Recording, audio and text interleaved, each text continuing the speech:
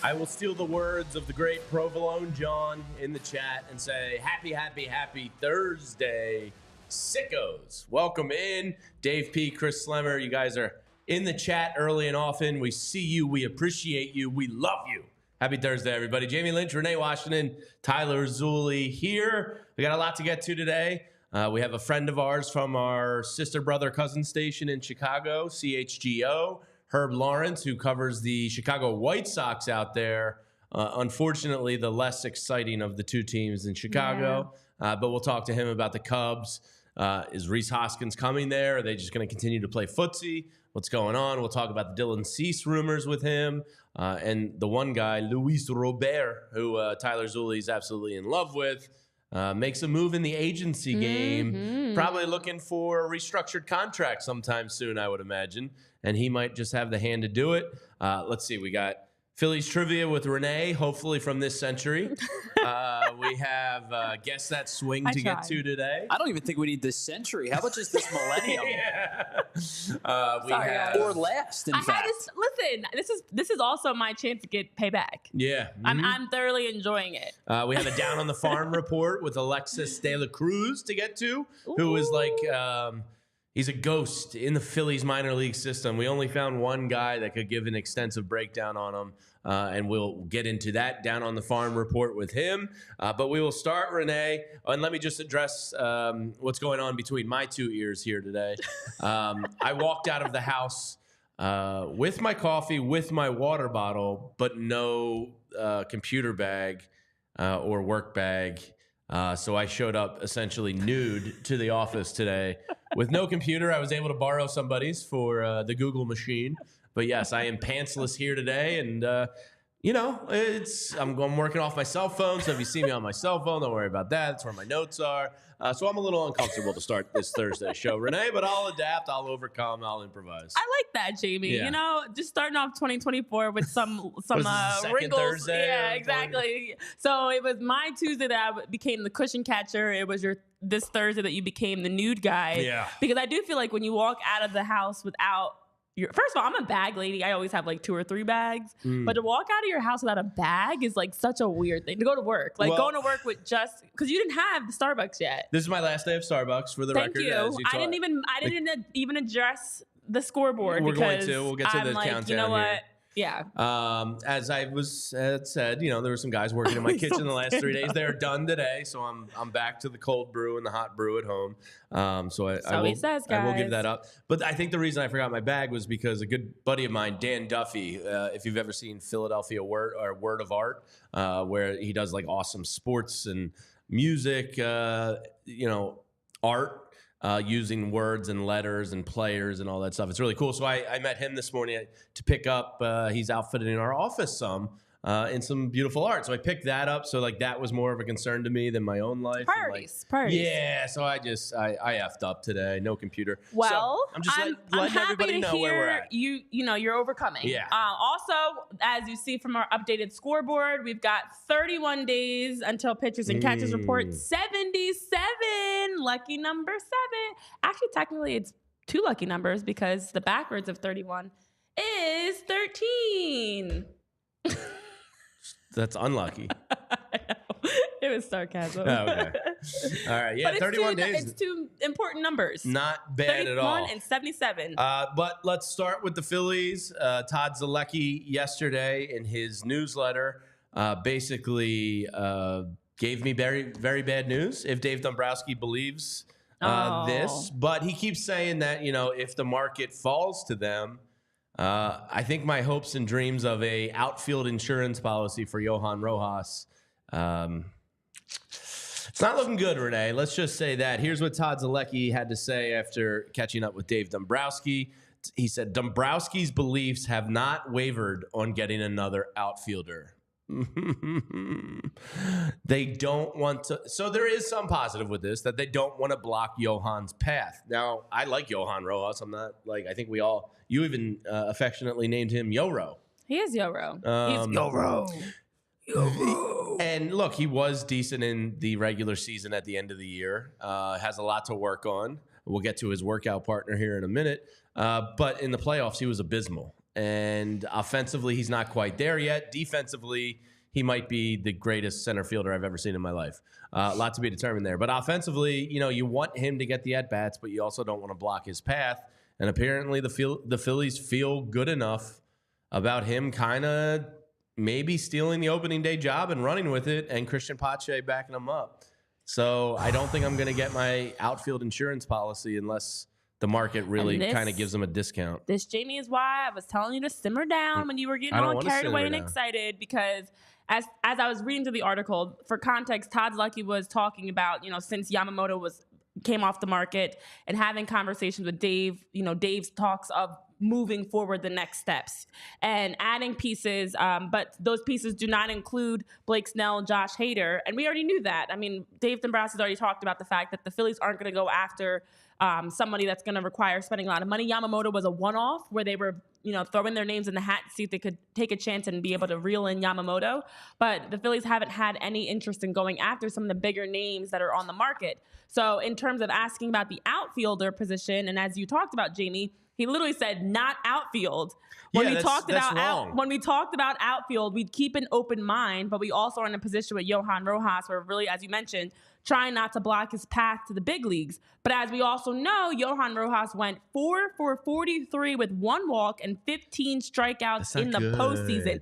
Although he is absolutely a Gold Glove caliber center fielder, and we love what Yoro brings on that side of the game, but to see him as a struggling at bat isn't a huge concern. So the hope for the team is that they can get Rojas to produce enough offensively, as Todd was saying in the piece, get Rojas to produce enough offensively, knowing that he is an elite center fielder, if we can just raise the bar a little bit on the offensive side. So to see them have that faith in Johan Rojas, a.k.a. Yoro, is encouraging for him, because he's now able to say, look, my team believes in me. I'm going to step my game up and deliver. That's what I'm hoping.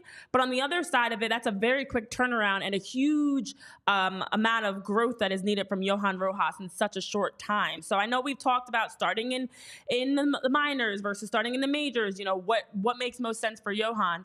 But I think right now, according to Dave, none of what we think is correct. And what they're believing is that if you give him the chance, he's going to step up, and they want to make sure he's ready to do that. Yeah, I just feel like this is potentially a situation, and I'm not asking for a big money move. I'm asking for veteran type, and we'll get into what Todd says about veterans, which I haven't really thought that much about. Which is a really good point by him. But I just feel like this is one of those things where if he's not there offensively by the trade deadline, you're going to look back on the free agent market and been like, you could have gotten so-and-so for $6 million, or you could have gotten so-and-so for $7 million. And, they're one injury away, and everybody can say that, I know. But they're like one injury away or one underperformance away from Rojas looking and being forced into the trade deadline and making a move. I'd rather just go spend the money now on a relatively affordable veteran bat. But Todd does touch on the veteran bat. And well, before you even get to that, keep in mind the other numbers that were in that piece that were also interesting, that Johan posted a 2.5 WAR in 59 games as a rookie, which tied for seventh on the team with Taijuan Walker. He also, as we know, very impactful, .772 OPS in 164 plate appearances. And then we know the postseason struggles. So for Dave, this is why they're not planning to acquire a 4th outfielder before spring training, as the report indicates. That's the key there. I don't mind Pache, and I don't want this to come off the wrong way. I do like Rojas. I just want an insurance policy because this team is in championship window closing mode. Like Pache and Cave are the options there so far. Pache's fine. I like as a young developmental piece, but I just want that, as Dave Dewar says in the chat, and everybody in the chat, smash that like button while you're in here, please. I just want that. And it's an insurance policy. Yeah. It's probably perceived as greedy, and that's fine if you want to call me that. But I think it's something you're not going to regret doing. So Todd does mention that veteran bat, and I'll be honest, I hadn't thought much about this. I was only thinking about dollars and cents. But Todd in his piece says that, typically these veteran players are almost looking for as much as an at-bat opportunity as they are the contract. They want a certain amount of at-bats, or at least a good feeling that they can get that. And if the free agents view Philadelphia and go, well, they really like Brandon Marsh because he took a step last year. Rojas might be the best center fielder in baseball at the end if he plays a full season. Maybe the at-bats aren't there for me, so maybe the Phillies aren't that attractive to some of these veteran free agents. Yeah, and it was also mentioned that if a veteran outfielder is still on the market as spring training rolls around, that they might come to Philly without expectations. So that's why Dave and the Phillies are keeping kind of an open mind going into, the next upcoming weeks, that they're not quick to want to make a move. I think it is, as Dave is saying in the chat, we're all definitely still recovering and feeling it was that the bad. burn of Rojas's at-bats he was in the great in the playoffs. regular Again, season, 4 for 43 with 1 walk, 15 strikeouts. And we saw the timing of those as well. I mean, the numbers are one thing, but we all know the context of when Johan Rojas was at bat and had a chance to keep the inning alive and wasn't able to do so. So I think for Dave to say it, like, those are the types of things you do want to say to your player to help them feel confident that you have that trust and faith in them. Sure. But on the other side of it, what does this say? I know we talked about this before. If the team just runs it back exactly with the same roster, what does that say? And if you're trying to take that next step in the postseason after the last 2 seasons to make an adjustment to have the exact same roster, makes me nervous. So it's a lot of hope. It's a lot of, optimistic talk and jargon, but a lot of pressure also that we're putting on Yoro to be able to deliver better at-bats. Yeah, So and Jonathan Mead. Says,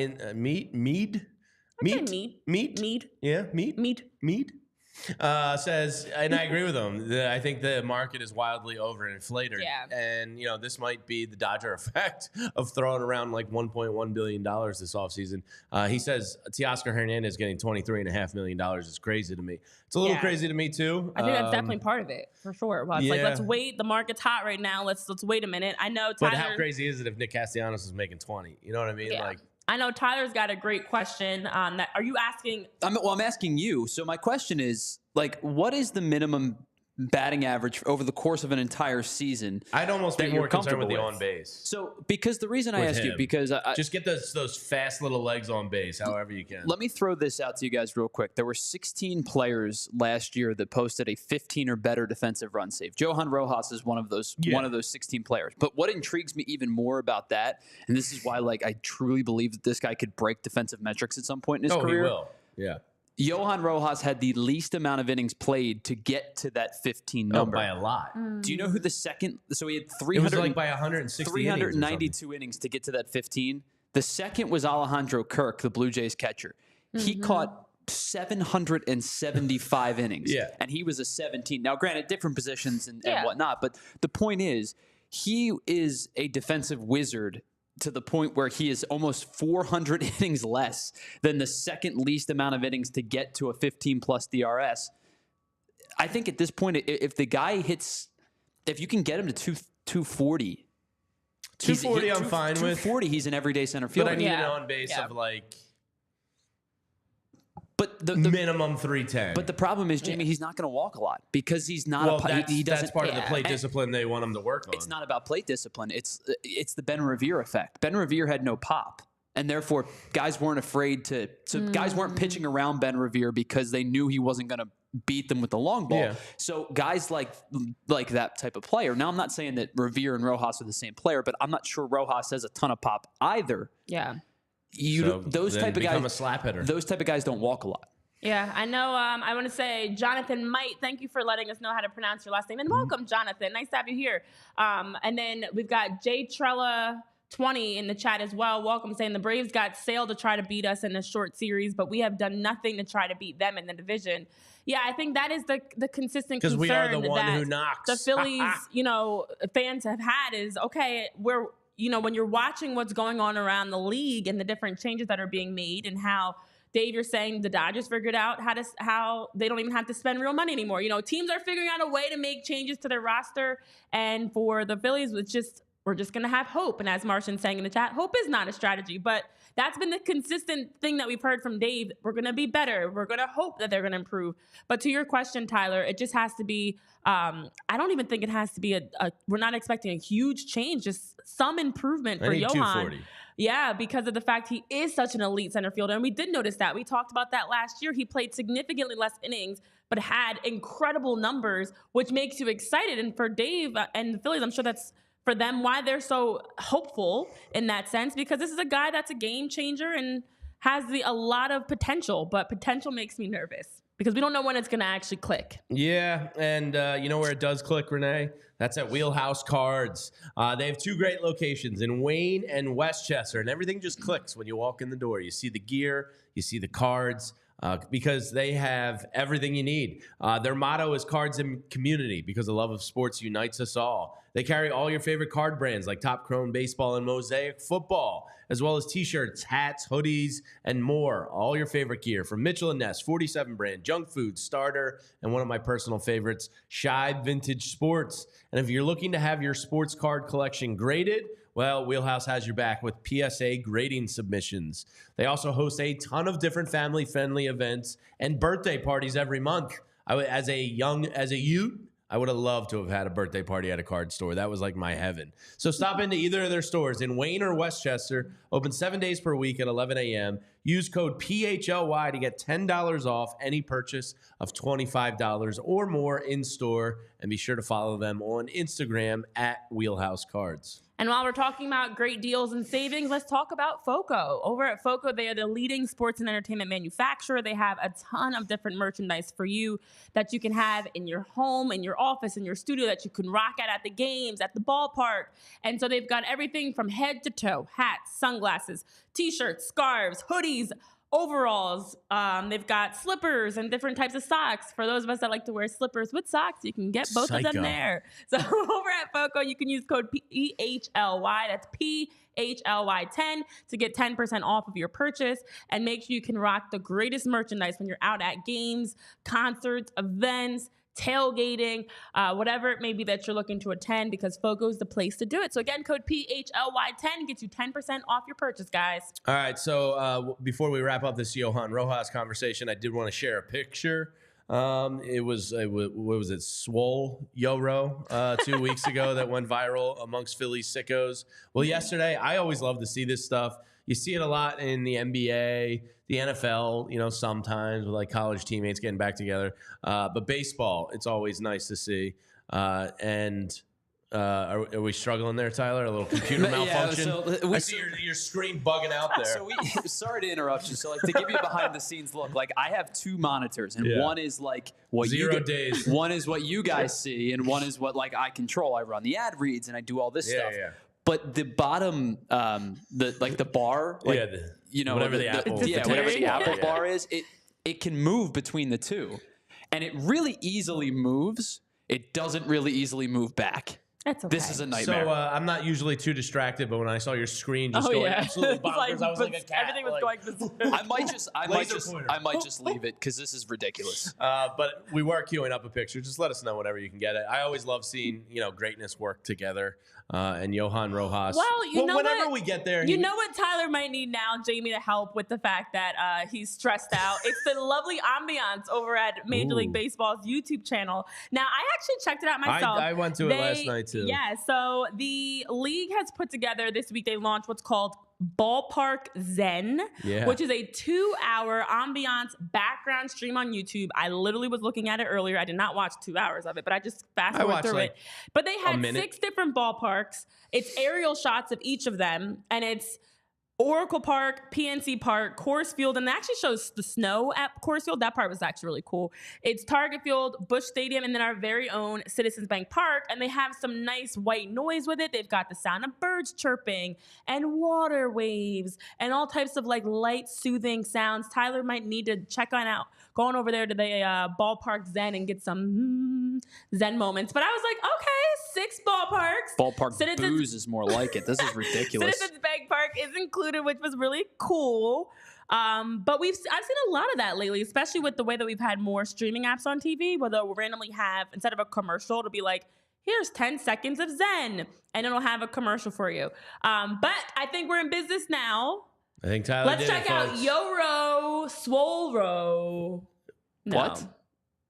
What are we doing here? The Yoro. De La Cruz and Johan Rojas. Did you get that? No. Oh, man, we're having miscommunications all over. Tyler's down 2 hours. I told you that. I forgot my computer today. We're all fucking up. Yeah. I was going to say, guys, I'm so confused.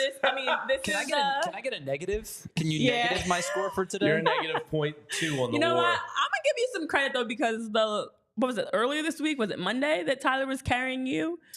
You had a couple days for you to carry, I don't want to say us. You guys I'm just aware. decided to like point out carried. like when I was a minute and a half late on a read this Anyways, week. there's a nice picture of Yoro. Yeah, he worked we'll out have with it. De La We'll Cruz. have it momentarily. I just didn't know it existed. Oh, Even okay. I knew that Everything's without fine. This my is fine. computer today. Wow. So anyway, while we're talking about that, MLB Network yesterday came out with their list of best backstops in baseball, and we last week touched on another catcher's list where JT Realmuto was all the way down at like 6 or 7, and we felt that was like a little off. Not saying he's the best catcher in baseball anymore because Adley Rutschman exists in this world, and he's much younger. But MLB yesterday, I think, slotted JT in a little bit more of a realistic place, which was 4th.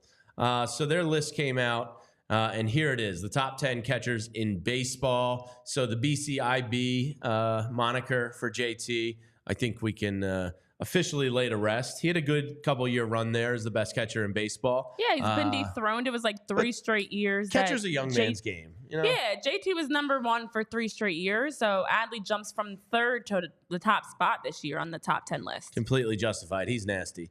Number 2, Will Smith. Number 3, Sean Murphy and the stinking Braves. Then JT comes in 4th. You got William Contreras 5th with the Brewers. Then Wilson Contreras with St. Louis. Are they related? Do we know? Yeah, they're brothers. They're brothers. Wilson and William Contreras. That's greatness right there. And Top 10. It really throws me off that they're 5 and 6. I had to read that a couple times. Yeah. But I'm like, yeah. Alejandro Kirk 7th. Yanier Diaz. Did I do it? Did I mispronounce? Yanier. Rhymes with sigh. All right, Tyler. Good. No, this is you put it in my head. I was toast as soon as Yanier. Sigh. Keep trying. So Psy would be Yiner. Yiner. Good job, Jamie. Great job. Yiner Diaz. There we go. Jesus. Oh my. Cal Raleigh, who we talked about the other day. How much longer will he be a catcher? So there it is. JT comes in 4th. And there you have it. So that seems about right for him. 4th or 5th. That Jamie's taken so far, pronunciations. We actually went over Yiner's name before the show. Yeah, and Tyler even had a really creative. This is probably why Tyler couldn't get the picture of Yoro because he was too busy trying to teach her to say. He's like, Yai rhymes with sigh, yai, yai. And then lights, camera, action. No, I was toast as soon as we tried to go through it. I mean, here's your picture, by the way. This is what you were looking for. There it is. Yes, Johan Rojas working with Elliot De La Cruz. What's the location say? I can't see. San Pedro de the Dominican. Dominican Republic. I can't quite. I'm looking at it from too far away. Yeah, those guys are probably having a good time. San Pedro de Macorís. Gosh, I'm the only one that can read here. There's a lot of pronunciations in hockey and baseball that I just don't get. San Pedro. Football and basketball, outside of Giannis, whose last name I will never attempt. Antetokounmpo? Yeah, no. Too many O's and U's. Antetokounmpo. Yeah, no. Okay. I can't do it, so I just don't try. He's Giannis, the Greek freak. Those 2 sports I'm fine. Baseball and hockey give me some problems. I'm not gonna lie, Renee. But I like this picture. I'm gonna move on from your pronunciation because I'm not gonna beat up on you. Already having a tough enough day over there. No computer. Yep, sip your coffee. So this is cool. We've seen Yoro out and about. It is like you were saying, great to see in the off season these guys that get to work out with some of their friends that play for other teams, and maybe you're back home working out. And I see a little bit of a difference in Yoro, in the pictures we've seen of him so far. He's looking a little bit more swole. It's always in here. Let us not forget that Scott Kingery once got very swole in an off season, and muscles do not make a baseball player. No, they do not. It's good to see. Maybe he's eating right. Getting a lot of proteins. I just want to pat myself on the back here because there's no Tyler, there's only Zulli saying someone actually paid attention in Spanish. I actually minored in Spanish. Did you know? Did you know? Don't you know? I was asked by my high school to stop taking Spanish. We're sick of working with you. You suck at this.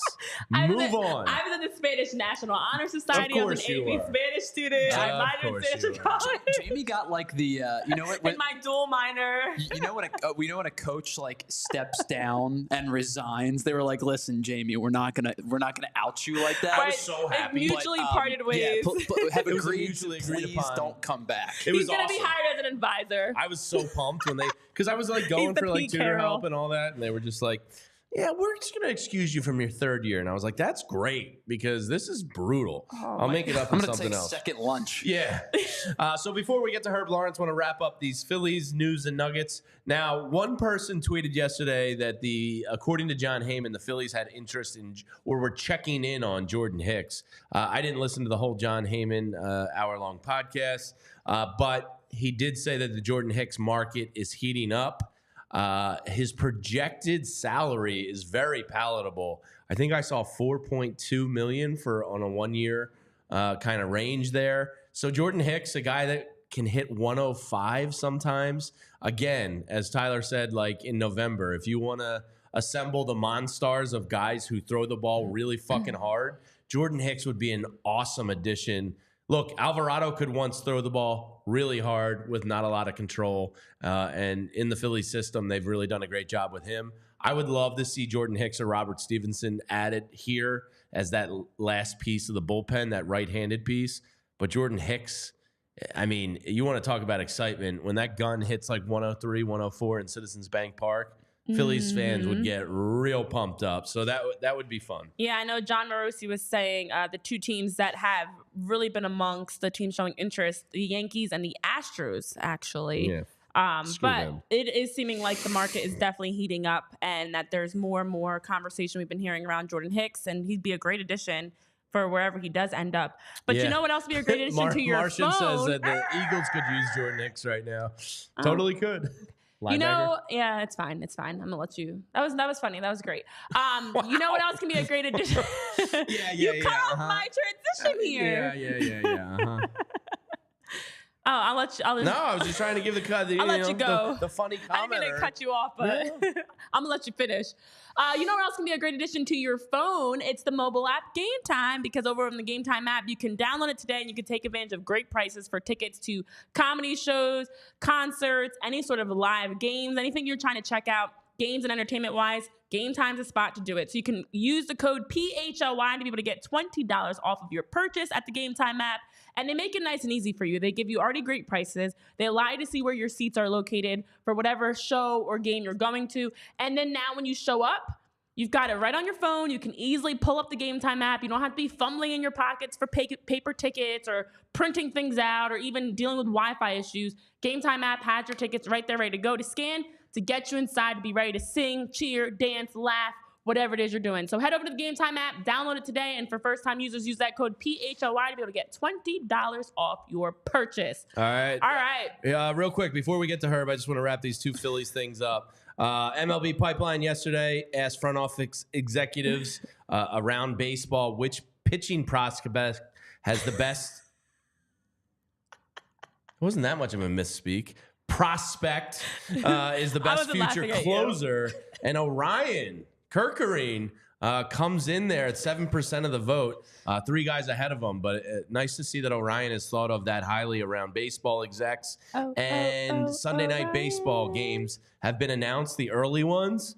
No Phillies, which for old man yells at the cloud, Jamie, is very good news because I get cranky when I have to stay up late on Sunday nights.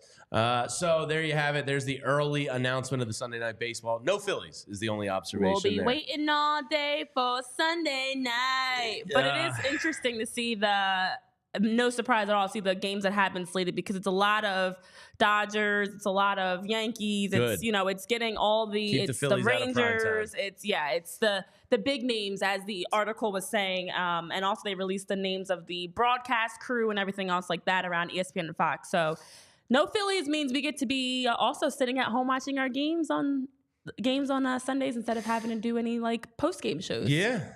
So let's get to our guest today. He is from our brother, sister, cousin station, CHGO. He's got the PHLY shirt on. Herb Lawrence covers the White Sox out in Chicago, works for our sister station out there. Herb, welcome into Philadelphia, man. Thanks for having me, guys. It's really appreciated, and I love PHLY. Love the colors. Yeah, that's a Thank great you. shirt. And you can get that shirt at allphly.com in the locker room. We have some new merch dropped just this week, Herb. We got some fresh hoodies in. We got a lot of great stuff. So make sure you're checking out the locker room and checking out all the new gear. Well, Herb, I love the fact that you're wearing our PHLY shirt. I do not love the fact that your Twitter handle is your last name backwards. It makes it tough to tag you and find you on Twitter. Is that the reason? I mean, I don't even want to get into a baseball question first because I haven't had a chance to ask you, and I feel like now's a great time. Why is it Lawrence backwards as Eknola 23 for your handle? It is because the host of, I used to work on 670 The Score, a local talk show or station here in Chicago, and my host was named, still is, Lawrence Holmes. And of course, I'm Herb Lawrence. And whenever they would say Lawrence, they would, of course, mean him. And when they wrote down the schedule, they would just put down my name. And so just to stop all that confusion, I've been doing this as a kid, changing my name and turning it backwards instead. So Ecknerwall 23 is the way I, have been going by probably since Twitter has been a thing. I just like to be different. I'm a contrarian by nature. Ecknerlaw. Jamie, you struggle with saying names. Say that one. Ecknerlaw. Oh, there you go. Herb, you've done something we haven't been able to do. It's to get Jamie to say a name correctly. It's kind of my thing, Herb. I love mispronouncing half of the NHL and MLB. I'm really good at it. Mm-hmm. It's a skill. I would fit right in PHLY then. That's my thing too. So, Herb, I wanted to ask you, obviously Dylan Cease has been a hot topic this offseason. I was once a little scared that the Braves were going to go after him and get him. They opted for Chris Sale. What's the feeling out there amongst White Sox fans? Do they want him traded? And secondly, do you now see him being traded, or is that kind of a back burner move? Well, Dylan Cease, I don't think White Sox fans want him to be moved, but he's only got 2 years remaining on his contract. And with the White Sox and their fan base, they know he's a Scott Boras client. And that means that he's going to go to free agency for the most part. And the White Sox don't swim in those waters. Not for any player. Their highest player they've ever signed is Andrew Benintendi for $75 million. Literally. They're one of the only 3 teams that haven't signed a player for over $100 million. And we act like a small market team, even though we're in the 3rd largest market in the United States. So this is why White Sox fans want to trade him, is because we know the inevitable is that he's not going to be a White Sox after his contract is up. And so we might as well get some good players for him in the interim. I think that the White Sox are playing this right by asking for the world and not getting the world as yet. And they can come back and say, hey, we can use them for another year. And when it comes to the trade deadline, when some of these teams are hard up for starting pitchers, they can't go out and get a free agent like they can right now if they wanted to, like a Marcus Stroman, et cetera, et cetera. At that time, the White Sox will have them over a barrel, and they'll probably ask for the same thing. So I think that Chris Getz, the new general manager, is playing this correctly and asking for the world, because you don't want to trade a supposed ace. And I know his 2023 numbers don't look ace-like, but 2022, he's a runner-up to Cy Young. And so I think that they're going to trade him sometime this calendar year. I don't know if it's going to be before spring training, but I think Dylan Cease will no longer be a White Sox when 2024 ends. Yeah, I was actually going to ask you about that, because we've also heard Dylan Cease's name. It kind of ebbs and flows, Herb, where we hear a little bit more of some chatter and then it kind of gets quiet. And I know a team that was connected to him recently, Baltimore, there were some reports that they might have the best chance of being able to land Dylan Cease. If a move is to happen, where do you think Dylan Cease would go that makes sense for both sides and both parties? Baltimore does make the most sense because of their plethora of prospects. Arms. Well, they don't really have great arms, but they have a lot of bats. So outfielders, infielders that the White Sox could use. I don't know if you guys have perused the White Sox roster this year. It's not great. And so anybody from the Baltimore Orioles prospect list would automatically go to the top of the White Sox prospect list and or be a starter on the major league roster. So Baltimore needs starting pitchers. They got a good year from Kyle Bradish. Congratulations. But they also got immediately dismissed by the Texas Rangers when it came to the playoffs. So they know that being in that AL East beast, you need another top arm. and Dylan Cease would work out perfectly for them. And it's great that the Yankees are also in the conversation. So one of those teams will lose out for the Dylan Cease sweepstakes to the other ones, hopefully, because some of these teams don't have enough to get Dylan Cease, in my opinion. Baltimore has enough. The Yankees have enough, but the Yankees are trying to prospect hug so tightly. So I think that if they goes to Baltimore, there'd be no White Sox fan unhappy with the return because they have so many great prospects. It's hard to be disappointed with what I think they have like 5 or 6 at least top 100 prospects, and that would be great on the White Sox because we need it immediately. Yeah, so Herb, one of the other guys you guys have is the envy of a lot of baseball, center fielder Luis Robert. He's on a absolutely team-friendly deal, $12.5 million this, 15 the following, and then club options for 20 after that. So 4 years of club control, if I'm reading it right. Yesterday, news comes out that he hires, who you just mentioned, Scott Boras. What do you get the sense that means? I doubt that means he's playing the open market 5 years from now. Do you sense like a restructured demand? Do you sense Boras being a shark here? What do you make of that? Well, he might demand a restructuring, but our owner, Jerry Reinsdorf, will not do it. He's a guy that says if you sign a contract, that's your contract. There's no ripping up of contracts or etc. for him. So this contract will play through no matter what if he's a Chicago White Sox. Just like Dylan Cease, he's going to be a Boras client, so that means he's going to go to free agency. There's not going to be a lot of talk about extending Luis Robert. I think he'll be free when he's age 29 or 30 for the free agency. So perfect position to get as much money as he wants. And that's what Luis Robert's trying to do. He's trying to get the most money he can because he's going with the best agency. To me, it seems like a very confident move if you do that. You fire your old agency because you see the best up there, and you are one of the best players in the league. And so I'm happy that Luis Robert's doing this. For White Sox fans, it's doom and gloom whenever you hear Scott Boras' name. It's not because Scott Boras is a bad person. Scott Boras is the best agent in He's damn good. He's very good. Yeah. And so we hear that name and it brings dread because we know our team is cheap. And so we know that player will not be past the time that he has already signed a White Sox. So it was good to know Luis Robert will cherish these 4 years, if not trade before that. And then after that, we'll see him on some other team progressing. Here in Philadelphia, we'll take him, Herb. Yeah, we'll help you out. I mean, you guys already got all the people field, that I wanted as a White Sox fan. I mean, Nick Castellanos. Bryce Harper was here at the United Center. They didn't even offer him a contract. I mean, what are we doing? Zach Wheeler and his wife chose Philadelphia over Chicago. Hey, I would do the same if it was the franchises. I don't know about the cities, but, it's close. People told me Philly's great. We'll sell you on the city when you get out here eventually. I was gonna say, and you would love it. You'd fit in perfectly here based on what we've seen from your beer chugging and you're rocking our gear already, and just everything else we've already seen. Now, something that I've noticed is that there have been reports that the White Sox have a high demand. Of course, as you've mentioned, prospects, fill-ins, different pieces.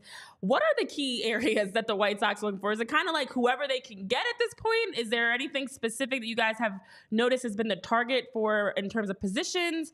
What's kind of the direction in terms of shopping that you've seen from the White Sox? The players the White Sox have gotten this offseason have been a backup catcher who's going to start, Max Stassi, Martin Maldonado, a backup catcher who's going to start for the White Sox also a lot of games, Brett Phillips, who's a minor league deal. Like, they don't sign real players. They sign Eric Fetty, who was in the KBO last year. That's the market they're going for. They still don't have a starting right fielder. Like, they used a first baseman designated hitter for the most part last year in Gavin Sheets to play right field, and you saw how that goes. They were the worst right field in baseball last year, so they need that. They haven't had a good right fielder since Avisail Garcia, and that wasn't even a great right fielder. So they need everything, literally everything. They were, I think, worst in on base, worst in OPS, 20th in home runs, 26th in RBI. They need everything on offense, and their pitching was kind of good, but they traded pretty much everybody away. Lucas Giolito, Lance Lynn, et cetera, and now they're just going with scraps of Michael Kopech, Eric Fetty, and who else did they just get? Some guy that wasn't good. Chris Flexen. Like, this is what the White Sox person, life is. Herb. We get terrible players, and they were a 61 and 101 team last year, so they could be worse. So they need everything. They have they're not picky. They're not set anywhere except for center fielder. That's the Wow. only place they're set Wow. with Luis Robert Jr. So, Herb, I don't know if you saw, we put it out yesterday, the highest, alcohol sales per attendance in Major League Baseball. And you're telling me all this, and I'm starting to actually feel pretty bad for White Sox fans because of the inability to spend. I guess it makes a lot of sense why people are drinking at White Sox games so much, huh? You have to. You absolutely have to. If you're watching the baseball, you're watching another team do work. And I don't know if people in Philadelphia know this or around the world. The White Sox are signing a bunch of Royals players. Like, they're trying to model themselves after the Kansas City Royals. Kansas City is the only team in the AL Central that's worse than the White Sox. So we're trying to be worse than we already currently are. So we've signed a bunch of Royals former players, Royals former executives. And this is why White Sox fans have to drink that much. And yeah, the beers are not that expensive. I think here in Chicago, for a regular pint, it's probably like $14. I don't know what it is in Philadelphia, but we get after it at the game. Tailgates, during the game, after the game, gotta drink, because this team depresses you. If you really think about how they go about their business, it's not I know Phillies fans are probably disappointed that they didn't get to the World Series this year. But imagine not getting to the World Series since 2005, not winning a playoff series since 2005. Like, it's been a long time, and this is the misery that White Sox fans live. And that's why drinking is probably the minimal thing you have to worry about at White Sox games, because we're all going to be doing it. So, Herb, it's just us girls talking here. Have you ever thought about abandoning the White Sox and jumping over to the Cubs? Oh, nah. I'm not a Cub hater. Most White Sox fans' existence is to hate the Cubs because they are big brother in this town. They run the town of baseball here in Chicago. But this offseason, White Sox fans have found a little solace because the Cubs hadn't signed anybody until like a couple days ago when they got Shota and Imamaga. But the Cubs are a very good organization, which White Sox fans are envious of because they have a rich owner that's willing to spend, even though this offseason notwithstanding. And it's a fun atmosphere at Wrigley Field. But as a White Sox fan, I'm used to the misery of guaranteed rate field, and it's hard to change. It's hard to go over there, even though people might see Wrigley as a better ballpark. I don't, because it's just so old and decrepit. Yeah, completely different experiences. But now makes sense why the average fan, according to that poll, is drinking like 4.3 drinks per game, and the average spending about $46, I think it was. So now this makes a lot more sense, actually, now that you put it on in perspective. And it's a great segue into our producer Tyler's question that he has for you. It's a tough one, so I'm going to let him actually ask it himself, and it's tough for all the wrong reasons. Herb, I'm sorry to do this, but I have been enjoying your following you on Twitter, because everyone is like, well, former Royal, check, can't hit, check. And so I have to ask you, I know that the wandering nomad athletics are bad, and I know that the Rockies are going to be really bad too, but if you had to put a percentage on this, what percentage chance do you think that the White Sox may be the worst team in baseball this season? 40%. They literally don't, like, if they trade Dylan Cease, they won't have a starting pitcher that you can count on going 5 innings. Ooh. Like, Eric Fetty did well in KBO, in the Korean Baseball League. He was their Cy Young. But if you remember Eric Fetty, you guys from Philadelphia, of course, remember him when he was a national. Yeah. It was feasting time. It was eating. It was time to eat every time he was starting. And, you can play well versus Korean baseball, but Major League Baseball is a little bit different. We're hoping that he is somehow transformed into that Korean baseball player instead of the guy that showed in the major leagues for 5 years that he's no good as a starter. And we have Michael Kopech, who led the league in walks last year. Unlike Blake Snell, he didn't mix in a couple of strikeouts in between there and would be 4 and dive. That's exactly what's going to happen each and every time. And as I said, Luis Robert is the only offensive force on the team. You can say Yohan Moncada, but he stays hurt. Same thing with Eloy Jimenez, stays hurt. Like, they lost Tim Anderson. He was terrible last year. They replaced him with Paul DeJong, who can't hit. Like, it's this continuing theme that they can't hit. Martin Maldonado is a defense-first catcher who wasn't good at defense last year. Max Stassi missed whole last year with an injury and some off-the-field issues. These people are dependent on this year for the Chicago White Sox to win the AL Central. They were won 61 games last year. I don't think this team is going to get close to 61 games. They're not good. They're in the worst division in baseball, and still they're the worst team in that division. Well, Herb, I have to thank you, for giving us some perspective as Phillies fans. For sure. We're griping over minor things. You're down bad, and our chat feels for you, and like they're sending you Yinglings. Yeah, and like people want to hugs. send you beer to keep drinking, and genuinely, your misery is a little bit of an uplift for us. So thank you. You're welcome. You guys have a great owner. I wish I had Mr. Middleton. That'll be great. Yeah, a guy who wants to try. We're very appreciative. And yes. I wish I could say I hope things get better for you guys. But as you mentioned, it's been since 2005, and I don't know when things will get better. But it's been a pleasure having you on to be able to definitely give us some context about what's going on with the White Sox and to help us feel a little bit better. People are trying to figure out how they can buy you a beer, and how they can send you some love. But yes, thank you for all the insight that you provided with us. You do a fantastic job in all your coverage, and we appreciate you carving out time to join us, Herb. Thank you. And Citizens Bank Park is one of the 10 I haven't been to yet, so I got to get out there and accept one of these offers on this beer. Yeah, and we're hoping to get out there for July 4th to Wrigley, so maybe we can meet up and chug some beers together. Yeah, there you go. I'll be here. All right. That's Herb Lawrence from our sister station, CHGO. I agree with the chat that, unfortunately for Herb, because he's down bad. You know, it really gives you perspective. Here we are complaining about Johan. I know. We're like, we've got a Golden Glove caliber center fielder that can't hit the ball. And that's our complaint right now. Yeah. The Phillies haven't done much. That's our complaint. We signed right, Aaron Wheeler. Exactly. Exactly. We haven't extended Wheeler yet. Oh my gosh. Herb's Things are such a mess over here. Kill for those problems. Wow. That is a total. And you know, I know somebody else in the chat. I think it was Free Herb. Somebody else was saying, like, what a switch we had. Obviously, we were just talking the duality of Dodgers, life, even Rangers with our guest Malik that was on Nick talking Dodgers to then #Free Herb and the White Sox. I think we need to get Herb's Venmo. Complete opposite. We went from everybody's gonna be buying Dodgers tickets and they're all hitting me up for Dodgers tickets and everything's crazy in LA to it's awful here. That's why we're drinking beer as much as we possibly can. Wow. I genuinely feel bad for him. You know what? That sucks.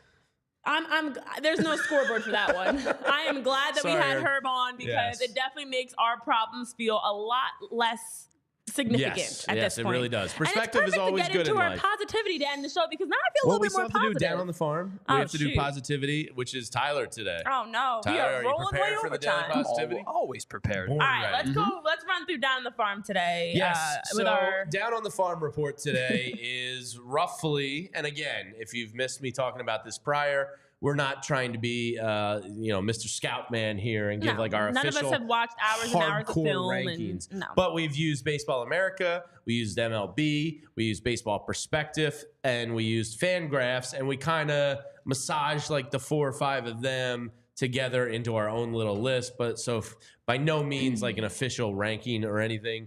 But this is number 22 now. Alexis De La Cruz. Now, I have to give credit to Matt Winkleman out there who runs the site PhilliesMinorThoughts.com.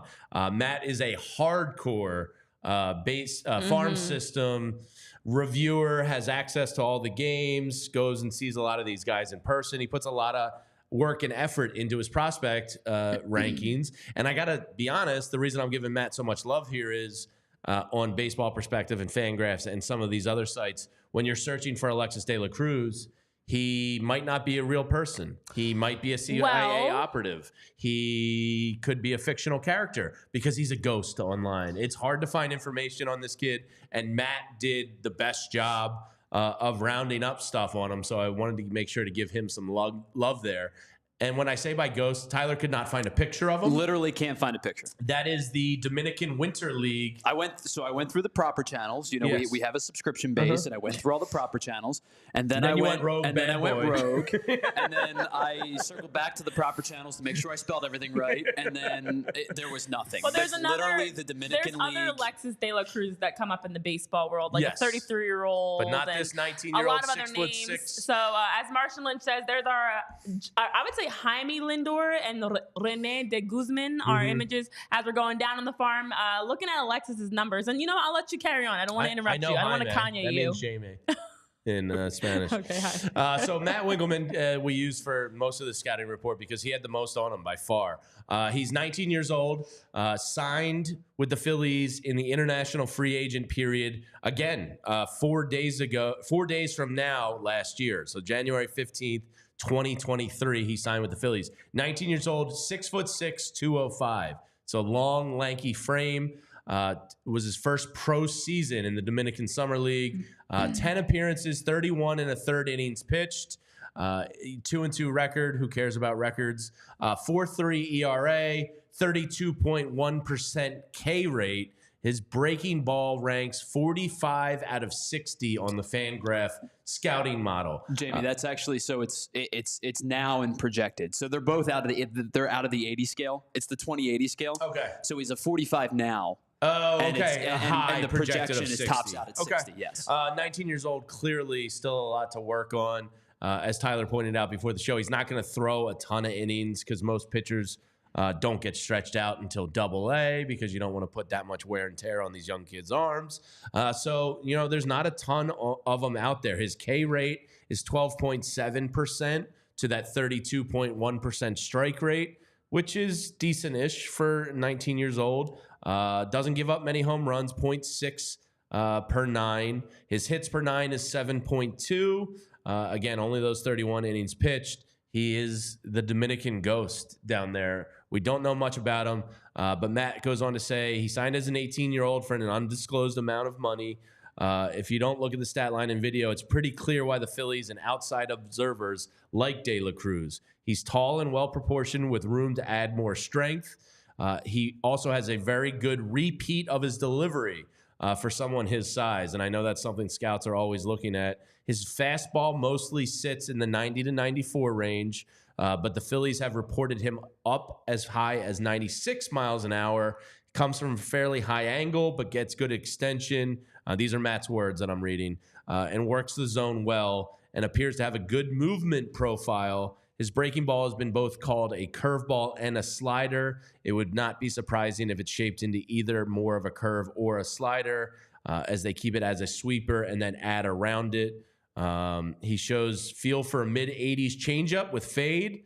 So, there's some reason to be excited about this kid. He's slated to come stateside, where he should pitch in extended spring training this year in the Florida League. ETA, Matt says, is probably 2028, Renee. But this is a guy that wasn't I think you're going to see him in a lot of top 25s this year. He's kind of had, I think from his physical body to his age to his stuff, could be one of these fast risers a little bit. Yeah, and I think he's someone that we will eventually get a nice picture of and more information on, because there seems to be some decent insight around him as we are just looking at the potential. Now, Alex Coffey also wrote a piece in December breaking down the different prospects, specifically looking at the work that Preston Mattingly's been doing with the Dominican Academy, and was talking about how Preston Mattingly was speaking on various players and prospects, specifically on De La Cruz, part of the recent wave of players that he feels like in the Phillies Dominican Academy that can create a new culture for players coming through the talent pipeline. So he says with his 6'6" build and that 205 frame that he's got a Taiwan Walker type of build. Okay. Okay. And that his, as you mentioned, with Does that include the his fro? Velocity, I don't know. With his velocity up to 96 miles per hour, he throws 3 pitches, a fastball, slider, and changeup, and that he's enormous for a 19-year-old. So it probably looks bigger than even the 6'6", 205 suggests. But the strike throwing ability with the velocity he has now and the ability to spin a ball is very unique for a kid that age and that size. Love it. And an area of improvement for him would be his command of the zone. He had a walk rate, as we were talking about, as his numbers, 12.7%, but his stuff was good enough that he struck out hitters at 32.1% clip. And he just has to continue to focus on the stuff development. Mattingly was saying also that he's, he can always be better as a strike thrower, but his commanding of the zone versus commanding parts of the zone is what they're looking to fine tune with him. But he's a guy that Preston Mattingly says, quote, we're really excited about. Well, so although like we don't Preston have an image, we don't know much about him. I imagine with Preston Mattingly speaking pretty highly about him and what he has physically and what he already can develop, it seems like he's someone that we should absolutely keep an eye on. Yeah. Alexis De La Cruz. And maybe we'll get a chance to see him in Florida this year when we're down in spring training. And if you all head to allphly.com, we're heading down to Florida in mid-March, the 15th through the 18th. We'll be there for St. Patty's Day, so I'm sure no alcohol will be had. Knowing Vince and Philly sports trips, there's no way there's good parties and stuff planned. That's sarcasm. There's going to be a ton of awesome stuff planned, and we're going to have a great time. So if you want to join us, please come join us at the Tiki Bar. We'll eat some grouper sandwiches, have a great time. And as you saw in the lower third there, that Matvey Michkov hoodie, that thing is sick right there. So if you want to check out some of the new gear, just head to allphly.com. All right, Renee, we're going to go to... We've got a lot of exciting things going on, Jamie. I just don't want to rush through them too quickly because not only do we have our spring... going long. No, but we were told to say this, so I'm saying this. But we were encouraged to let people know about all the exciting things we have coming up. We've got the spring training road trip, we've got the merch, but also weve got the Eagles watch party that's happening on Monday. Right.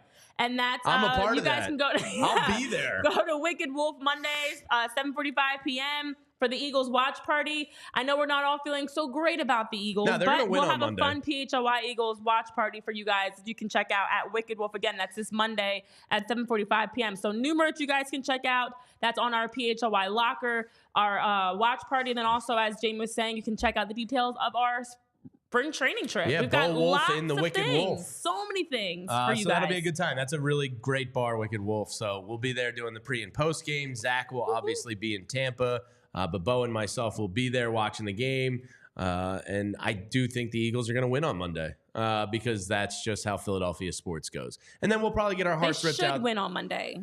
We'll get But our I don't hearts have ripped faith. out the following week versus Dallas or San Fran. It'll be a good time, and we'll all cry. All right. Some people in the chat said they're trying to go. Christy, you're trying to go. Hypothetical man. Awesome. It should be a fun time. So, yeah. No, I'd love to see you, Christy. It's been a while. Hypothetical man, I hope you can make it. That will be a great thing. Before we move on, if you can scroll up a little bit, Hypothetical man raised a good, and there it is. Repeatable delivery at that height is very important. Yeah. Talking about De La Cruz, that's something that's been an issue for Abel being so lanky. It's a really good point. So, that repeatable delivery that Matt Winkleman talks about could be a very good thing. All right, we're going to get Tyler's positivity. Then we're going to do Phillies trivia. Then we're going to do Guess That Swing. All in like 4 minutes. We got this, guys. So, Tyler. All right, real quick. I don't have my... Oh, wait, I do have my notepad on my phone. I'm jotting them down so we can compile it at the end and put it on the website. Now, I'm missing two. The one thing with We'll these kind of auras of positivity, you can spin stats and numbers and things like that to your liking and make it sound a whole lot better than it is. Yeah, as Anthony would say, stats lie, they never tell the whole story. So, with that being said, take what I'm about to say with a grain of salt because A, baseball's a 162-game season and anything and everything happens.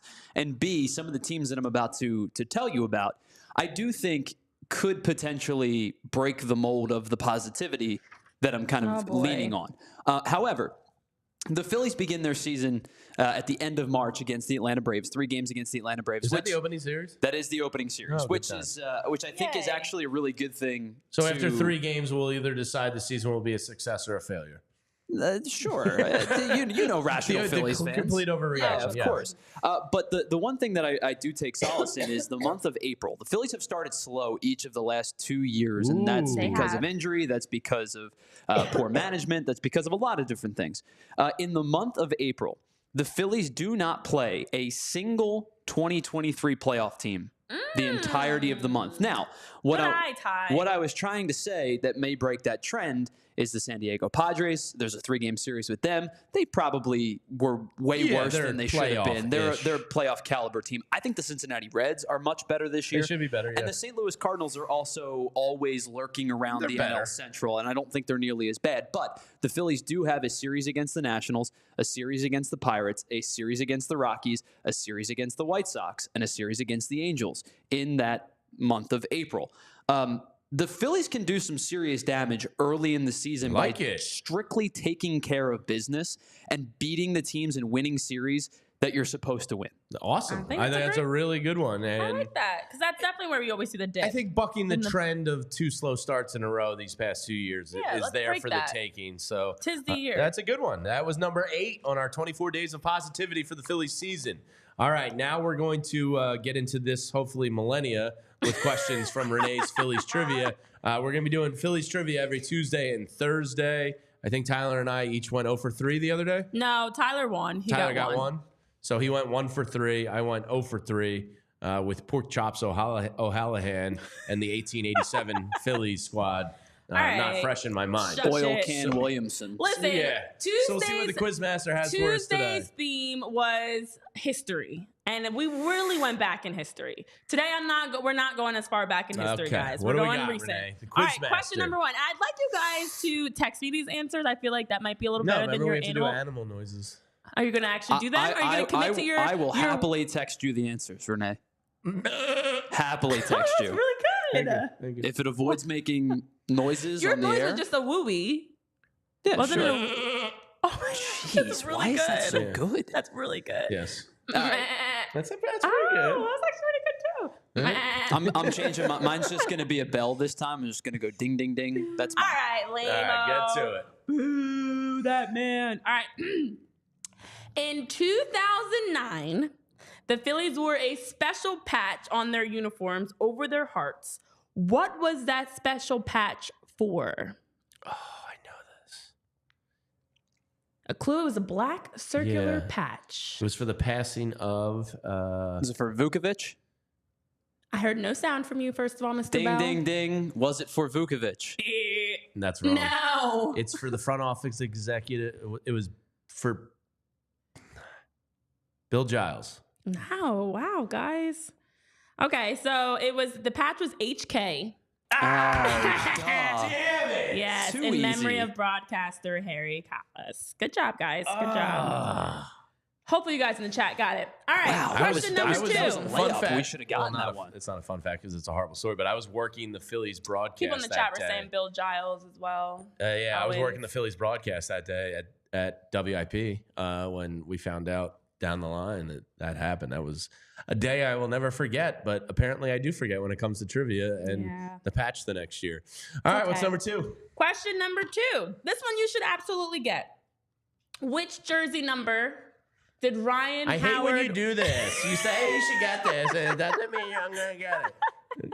This one's so easy. Yeah, it's so Which easy. jersey number did Ryan Howard wear as a Philly? Ding, ding, ding. Well, 6. Well, there's 2. He came up not wearing 6. Correct, but 6. 6 is, yes, the number, but wasn't it 27? What was his, when he came up originally, what was it? I don't remember what it was. He did have another number, but Yeah, He did have another number. Tyler, you got 1 point for 6. Well, everybody knows 6. You didn't say 6. I think you get 5 points if you All right. remember the other number. What was the other number? Was it Oh, we're getting 12, 24, 28, or 30? 12. I have For no some idea. reason, I had 27 in my head. I'm so going I'm gonna go 12. I'm going 12. No, 28 was Worth. No, Worth wasn't here then. Good job, Tyler. Woo! 12. 6 and 12. All right, the score is 2-1 because Tyler got 2 points on that one. Jamie only got 1. Well, I mean, all right, this one is a 2-pointer. Okay, bonus points if you can get both. Wow. 1 point if you can get one of this part. There were 2 guys that were retired by the Phillies, not by number. Do you know what they were retired by? And do you know what? yes, one is Dallas Green as a manager. I don't think you understood the question. But Dallas Green wore a number. Well, he was also a player too. Yeah, I think that the so logo. there are 2 guys that have say been the question retired. again, Okay, I'm reword it. sorry. Okay, there are 2 guys. Brain pretzel you just said. There are two guys, I'm going to talk to you guys in the chat, that have been retired by the Phillies throughout the course of the club. Okay, they were not retired You just said guys, you didn't say players. I just said guys. All right, so they were not retired by number, though. They were retired by blank. Yes, Dallas Green and Connie Mack. Which represents them in their honor. And what was that symbol? Ding. Go ahead. Connie Mack and Dallas Green. Wrong. One of them has to be right. They're both wrong. This game is stupid. Is the symbol a microphone? No. No, it's not. It's not Harry Callis. All right, I won't answer the first one. They were retired by letter. Did you know this? Oh, maybe you guys didn't know this. Oh, okay. So it was before they wore numbers. So ding. Grover Cleveland Alexander is one of them. And they didn't wear numbers back then? No, I mean, I don't know if they did or didn't, but he didn't have one. I still don't understand this question. It's definitively Grover Cleveland Alexander. So it's somebody who played quite some time ago. I just don't know who the other one is. This trivia is also a chance to learn some new things, clearly. I didn't know this either, actually. So Grover Cleveland Alexander and Chuck Klein were retired by the Phillies by letter, not number. The letter P represents them in their honor. It's the old script P. Yeah. Yeah. A lot of stuff in this book. Good job, hypothetical. Oh, wait, you're asking by letter. You're not saying by letter. Yeah, I do. Christy's got it. The whole point of this game is for me to enjoy it. You're wrong. You're wrong. I noticed. Well, we're going to find out if Renee is going to be wrong here as we flip the tables immediately on you. You get to guess that swing. Better, though. You guys did much better. It was definitely better. I mean, there was people I knew as possible answers. This book has all types of random trivia. Do you want to give the author a little love? Who was this book by? Shout out to Ray Walker, who wrote this book around 2020. What do you say, Ray? I got it off of Amazon when I was looking for our white elephant gifts, and I was like, oh, this looks like fun. And it is so much fun. It's a trivia book. It's got fun facts. It's got trivia quizzes. It's got quizzes. You can actually go in and take a quiz. I still think Connie Mack and Dallas Green is right. They're both retired. Connie Mack managed the A's. Yeah. He never managed the Phillies. All right, let me give you one more. Same. Okay, do you want one more for fun? Yes. Is it of this millennia? Let me find one really quickly. All right, jerseys. J-Rawl was number 11. What about Richie Ashburn? 1. That was good work by Tyler. That was quick. All right, let's move on to Guess That Swing. This is ridiculous. All right, Tyler, let's get to today's Guess That Swing. And if you missed yesterday's, it was, of course, the great Chase Utley. The big three have been removed from the board outside Ryan of Bryce Howard, Harper. J-Rawl, and Chase Utley were our first three. Oh, wow, we went right into it. Ooh. Yeah, we got to go. See, technically this could be left or right, depending on how you're really Have you looking noticed at the one who likes extending the shows more than... Okay. Ooh, that's really tough. The Sixers need this studio in 90 minutes. We got to wrap this thing up. I think I know. Okay. I have to consult my brain. I'm going to text you I got it, I think. I'm in, Tyler. I'm texting you right now. Okay.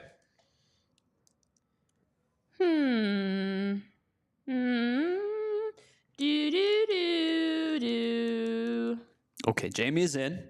What? Oh, man.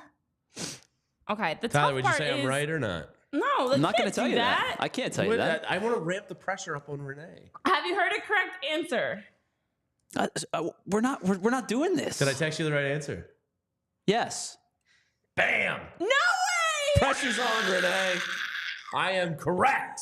Darn it. I can't see your phone. Yeah. I was going to try to... That's Paige at school today with her artwork. You want to see that? Okay. Look at how adorable she is. From 2006 forward. There you go. Okay. Nobody can see it, Jamie. Yeah. You're not on camera. Don't show your children on the internet. Jamie, you're not on the screen. I know. I was just waiting for you to flip over. No, don't show your children on the internet. What are they going to do? All right. All right, Renee, let's get out of here. Bree's knocking at the door. She needs to get in here. I like what the chat is saying. But I feel like I'm not allowed to go with the chat. Sure you can. You do you. Just give an answer in a timely fashion. Right, you absolutely can go with the chat. Chat, I'm going to phone a friend. All right, Renee is locked in. The answer... I got it. Is not the chat. Yes, I nailed it. Nope, that's the wrong one. Oh, this is not going to work now? We're just going to pretend like this is broken? Automatically. There we go. Yeah, the Flying Hawaiian Chain Victorino. I nailed that one. It was the way the arms. Yeah, I don't know. He used to just square up a ball. The big jersey in the back foot's the giveaway. Mm-hmm. Well, I didn't see the answer in there. Mickey, I didn't see you say Shane. 4 for 4. No big deal. How you feeling? Yeah. It's tough. This All has right, well, been that fun. wraps it up for us today. I'll get you back in trivia on Tuesday. We only went, again, 12 minutes over. Yeah, That's our hypothetical time, though. man's right. It's baseball tonight schedule. Yay! Well, What an idiot. Who's their producer? Started at like 12:01. Yeah, so we're 10 minutes over. Burn normal for us. Yeah, that was solid. Thanks for I hanging had out with fun. us today, everyone. We appreciate all of you. Make sure you're hitting that like button before you get out of here. A lot of nonsense today, a lot of games, a lot of trivia, for which I feel much dumber. Or more dumb, I guess I should say. Yeah. we're done. Renee, Tyler, we will be back tomorrow. Tyler, enjoy your getaway up in the Poconos. Great little surprise gift from his wife. So Tyler's out of here tomorrow, spending some time in the Poconos. Renee and I will be back here tomorrow at 12 noon for your Friday lunch date. And don't forget, free Herb, that poor man. You poor White Sox fans. I feel so bad for you. Yeah. Renee, Jamie, we'll see you tomorrow at noon. Have a good day. We all silly like the mayor.